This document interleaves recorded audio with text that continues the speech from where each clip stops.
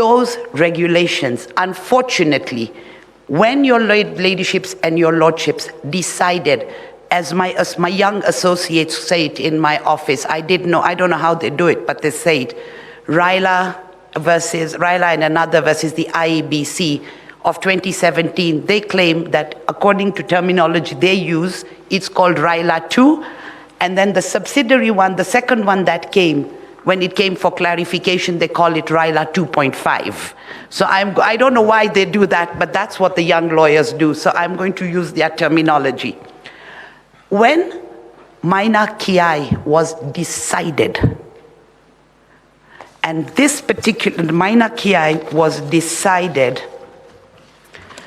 I believe it was I'd written the date down, but Maina Kiai was decided in June 2017. Subsequently, the chairperson of the IEBC came to your lordships and your ladyships asking for a clarification as to exactly how Maina Kiai was interfering with your decisions in Raila 2.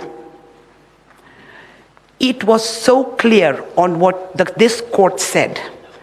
And the saddest part is, Regulation 87 that he is relying upon was not brought to your attention, and from 2017 to 2022, all IEBC does is hold elections but doesn't look at its regulations.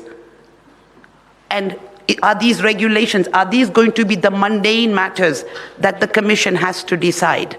Because we've been told, besides verifying and telling, the Commission does everything, and those are in their submissions.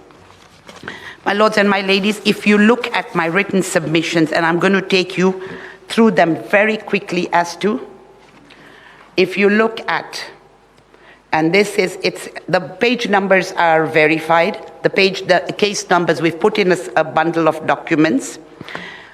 What that statement of the 17th of August said, please, if you could look at page 8 of my written submissions, at paragraph 19, from about line 18.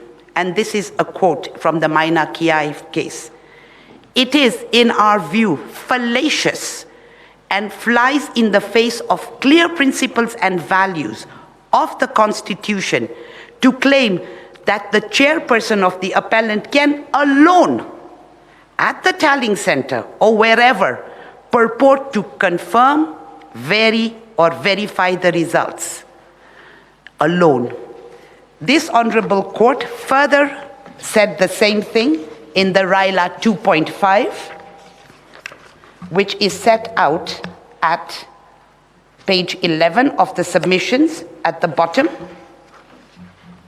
And you go to page 12, this is at paragraph 20, and it will be paragraph 292 of the Raila 2.5.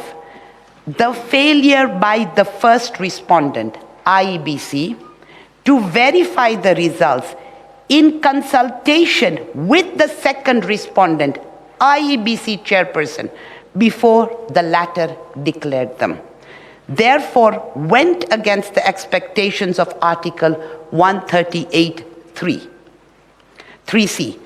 And there are several quotations I have put in there that show that this court has already made the decision.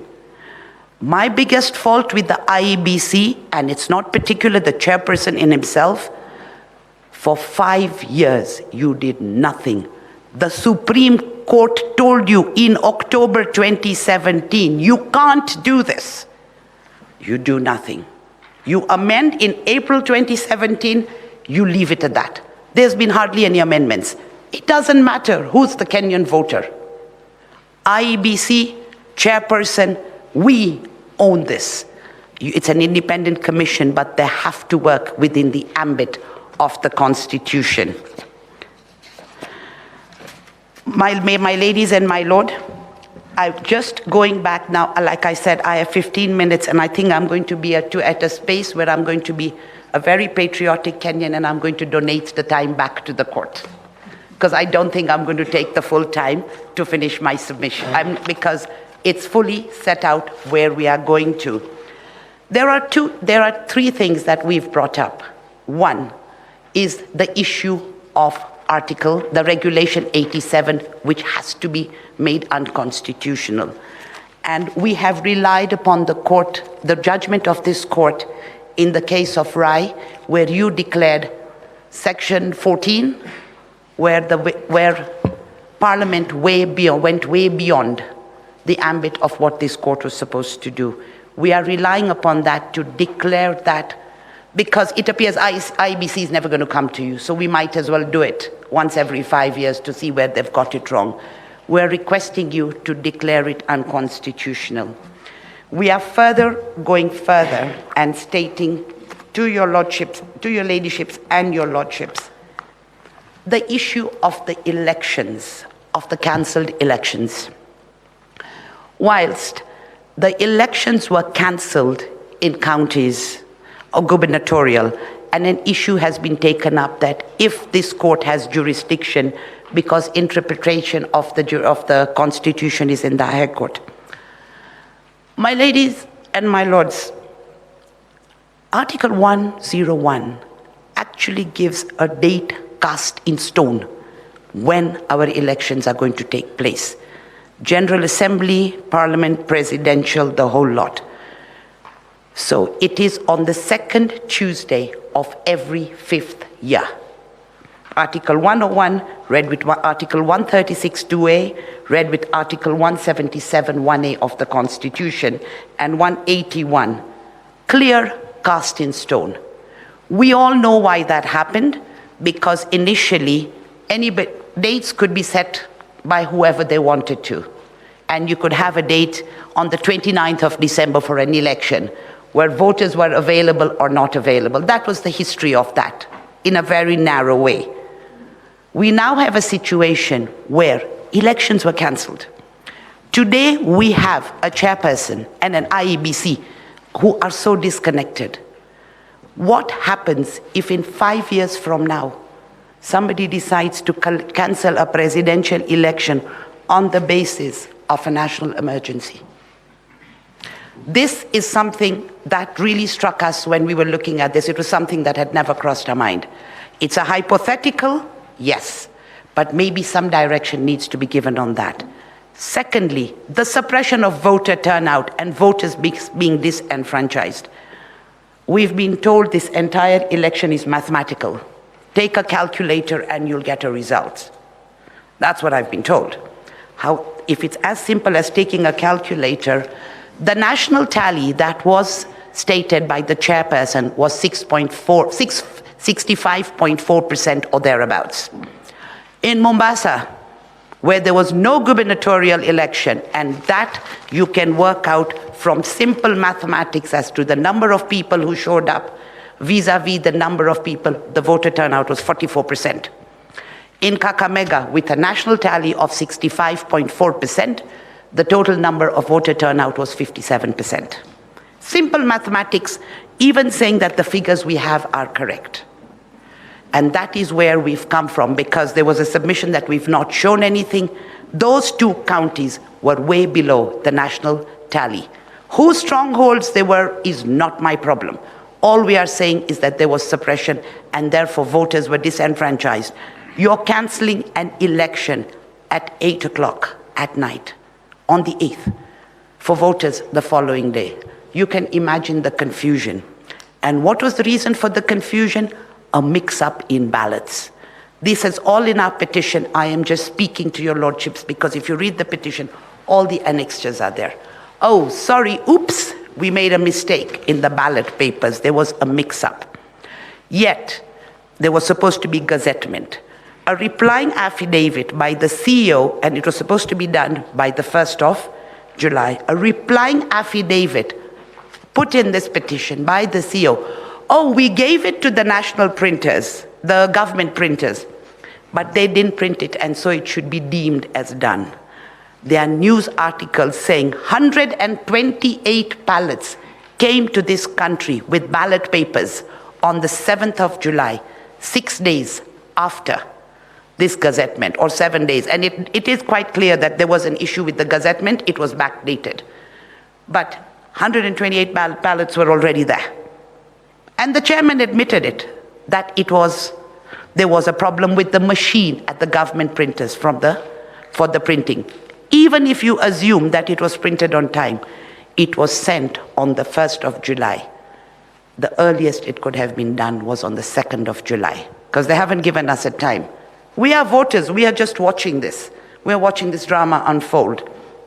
That being the case, and on the 7th, 128 ballots came. That's a lot of ballots and a lot of ballot papers.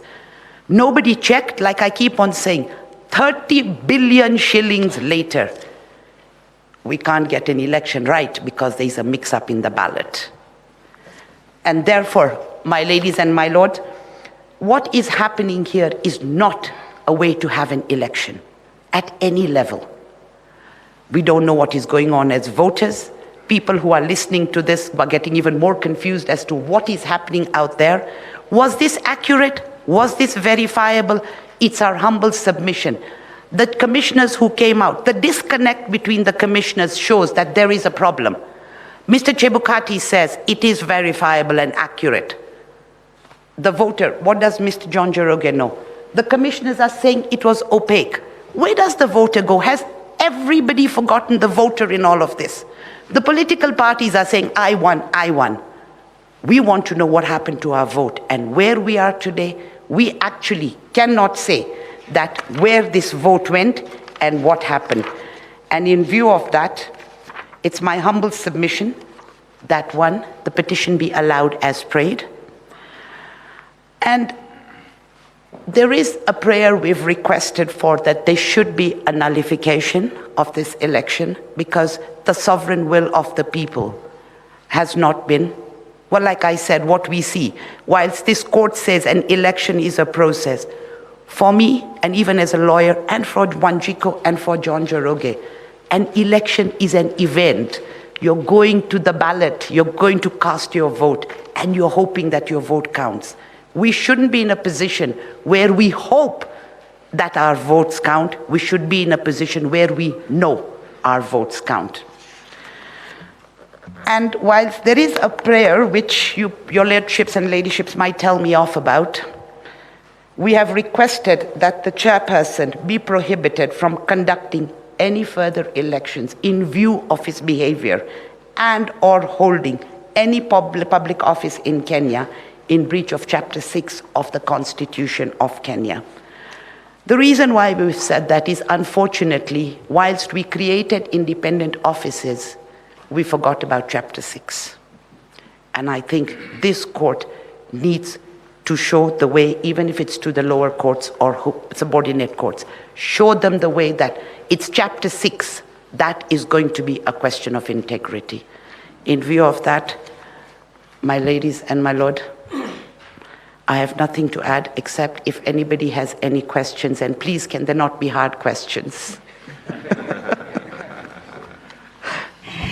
Thank you very much, Council. You have donated to us 7 minutes. Thank you very much. Thank you. For your generosity. I think we will adjourn.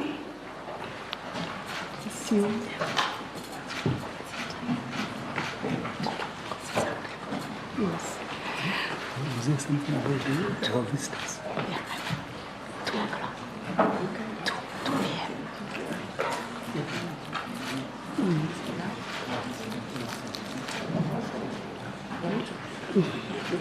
Yes.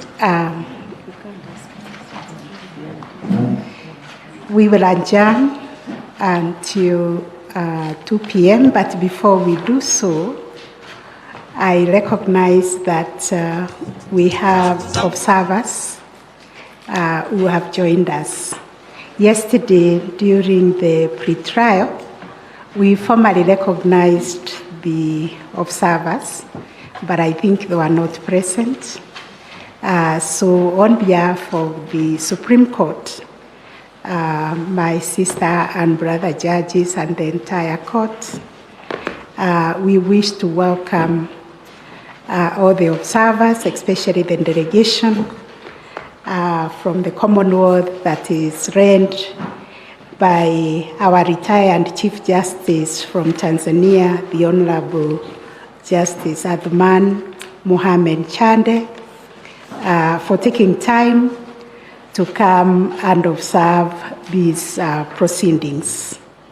We thank you for taking your time, which is a mark of friendship and also encouragement, and also an indication that we are all pursuing similar objectives of ensuring there is promotion and protection of the rule of law and constitutionalism, and also creation of strong, independent institutions that guard and sustain our democracy. So you're most welcome to the proceedings, and our gratitude for your finding time with eminent judges, jurists, and other distinguished delegates who have committed their time to come and be part of these proceedings. On behalf of the court, we are so grateful. And having said that, I think we will arise and resume at 2 p.m. Thank you.